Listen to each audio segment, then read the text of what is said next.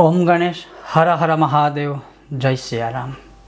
कर्मकांड बाय आनंद पाठक में आप सभी का मैं एक बार फिर से स्वागत करता हूं।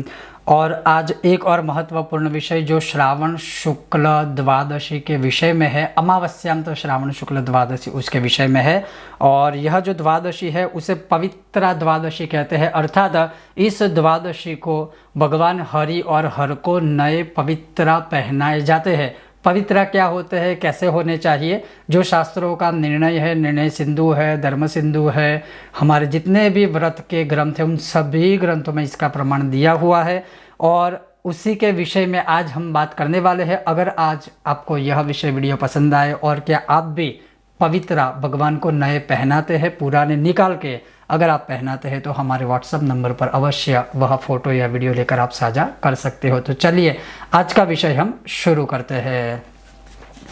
तो जैसे निर्णय सिंधु से लेकर धर्म सिंधु आदि ग्रंथों में कहा गया है कि श्रावण शुक्ला द्वादशी के दिन पवित्रारोपण अर्थात भगवान विष्णु को या विष्णु के किसी भी स्वरूप, चाहे कृष्ण को पूजते हैं, राम को पूजते हैं, जिस भी स्वरूप को पूजते हैं, हर वर्ष की तरह इस वर्ष या हर वर्ष नए पवित्र अर्पण करने चाहिए, पवित्रा अर्पण करने चाहिए। अब पहले तो मैं ये बता दूं कि पवित्रा क्या होता है।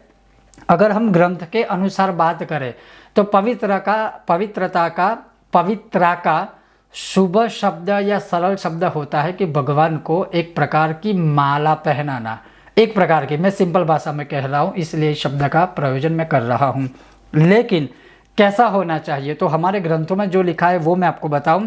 उससे पहले मैं ये बता दूं कि इस वर्ष यह जो द्वादशी है, पवित्रारोपण या पवित्रा बारस, यह जो द्वादशी है 28 अगस्त सोमवार को है।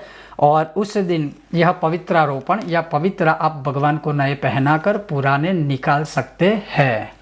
और यहाँ लिखा है कि श्रावण नक्षत्र युक्त द्वादशी अर्थात श्रवण नक्षत्र युक्त द्वादशी या फिर श्रावण शुक्ल द्वादशी को ये पवित्रारोपण किया जाता है। और यहाँ पर लिखा हुआ है कि जैसे अगर भगवान हरि या हर, शिव या विष्णु को, हालांकि शिव के लिए त्रयोदशी में भी लिखा है, श्रावण शुक्ल त्रयोदशी प्रदोष में भी आप चाहे तो पहना सकते हैं, लेकिन द्वादशी जो है वो मुख्य रूप से बताई हुई है।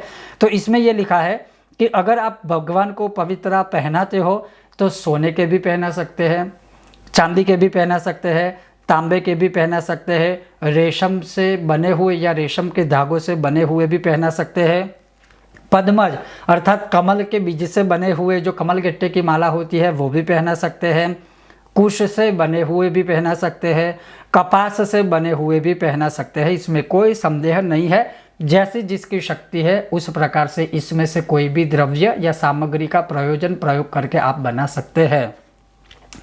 अब यहाँ क्या लिखा है कि 360 का उत्तम पवित्र है।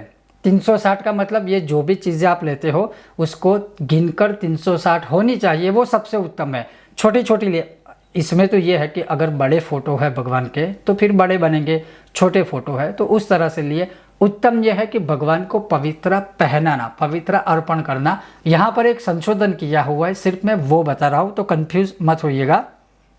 दूसरा कहा है कि 270 का पवित्रा मध्यम है। जैसे मान लीजिए कि कोई बड़ी सी फोटो या बड़ी सी मूर्ति है तो कमल गट्टे का पवित्र अगर आप पहना रहे हो तो 270 कमल गट्टे के बीज होने चाहिए और उसकी माला बनी हुई है, यहाँ उस प्रकार से समझना चाहिए।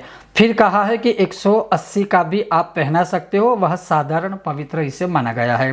अब आगे क्या लिखा है कि अगर इस प्रकार से नहीं कर सकते हैं तो गांठों से बने, जैसे कपास है तो उसकी गांठ बनाइए। और यहाँ लिखा है कि जितने 360 गांठ बनाकर फिर वो भगवान को पहना दीजिए। एक प्रकार से मैं कहूँ कि जैसे मौली है तो मौली के धागे को गांठों से आप अंकित करें, अर्थात उसकी गांठें बनाए, 360 गांठ बनाए या फिर 180 बनाए, उस प्रकार से गांठें मारकर फिर भगवान को पहना सकते हैं। यह भी एक उत्तम कहा गया है।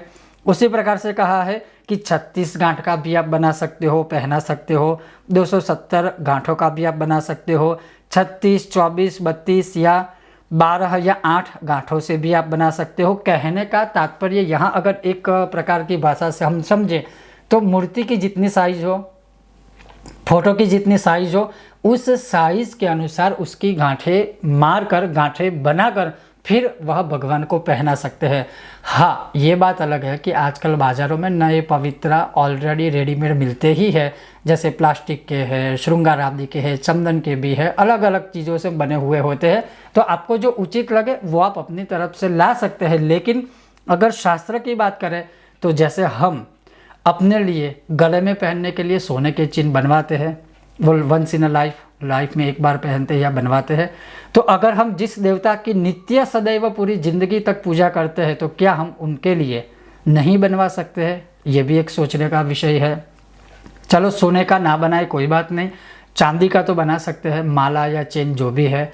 तो चलो वो भी नहीं है तो कोई बात नहीं, तांबे का बनाइए, पीतल का बनाइए, कांसे का भी बना सकते हैं। कहने का तात्पर्य है जैसे जिसकी शक्ति है उस प्रकार से वह हार, जिसे पवित्रा कहते हैं, वह बनाकर उस दिन अर्थात श्रावण शुक्ल द्वादशी के दिन भगवान विष्णु और शिव को अवश्य ही पहनाना चाहिए, बदलना चाहिए। ये शास्त्रों में कहा गया है। पुराने जो पवित्रा है, अगर सोने का आप पहनाते हो तो हर साल बदल नहीं सकते हैं।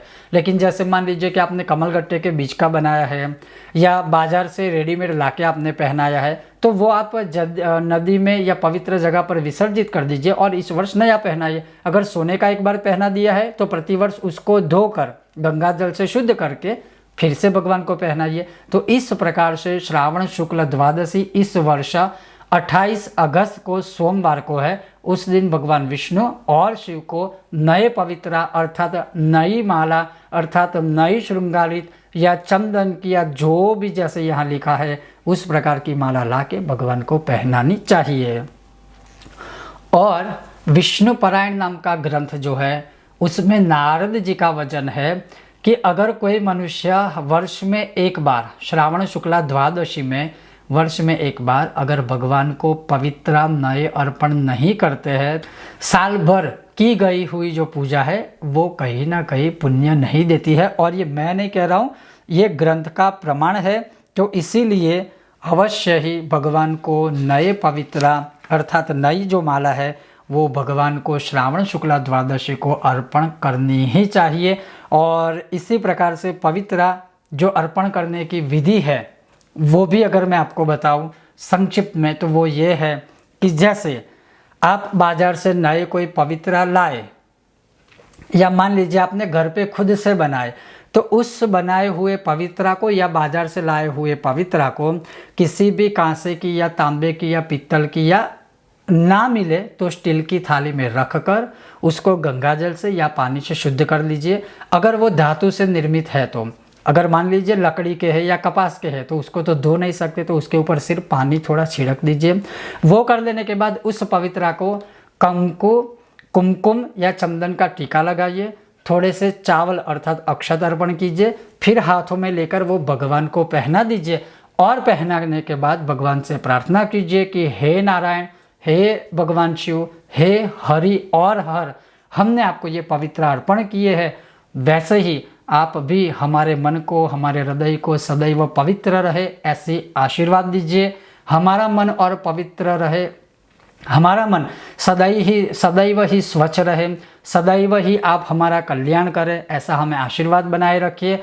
और जैसे शास्त्रों का वचन है कि जैसे हमने आपको पवित्र अर्पण किए हैं तो पूरे वर्ष में हमने जितने भी सत्कर्म किए हैं उन सभी सत्कर्मों को आप स्वीकार कीजिए और उसका शुभ फल हमें दीजिए। इस प्रकार से प्रार्थना करके पवित्र भगवान को अर्पण कर दीजिए। वैसे उसकी जो पूरी विधि है उसका वीडियो मैंने पिछले साल बनाया था, आप चाहो तो हमारी चैनल में देख सकते हो और उस हिसाब से भी या उस विधि से भी अर्पण कर सकते हो। लेकिन यह विधि सरल थी, सहज थी। और क्यों चढ़ाने चाहिए? क्योंकि साल भर हमने जो पूजा की है उसका अगर हमें फल प्राप्त करना है तो अवश्य ही भगवान को पवित्र श्रावण शुक्ला द्वादशी को अर्पण करना चाहिए। ये था आज का महत्वपूर्ण विषय और वीडियो। आपको यह विषय वीडियो कैसा लगा अवश्य मुझे बताइएगा। और अगर आपको यह विषय वीडियो पसंद आया हो लाइक कीजिएगा, शेयर कीजिएगा, चैनल पर नए हो तो सब्सक्राइब कीजिएगा। बहुत जल्द मिलते हैं नए विषय और वीडियो के साथ। ओम गणेश, हर हर महादेवा।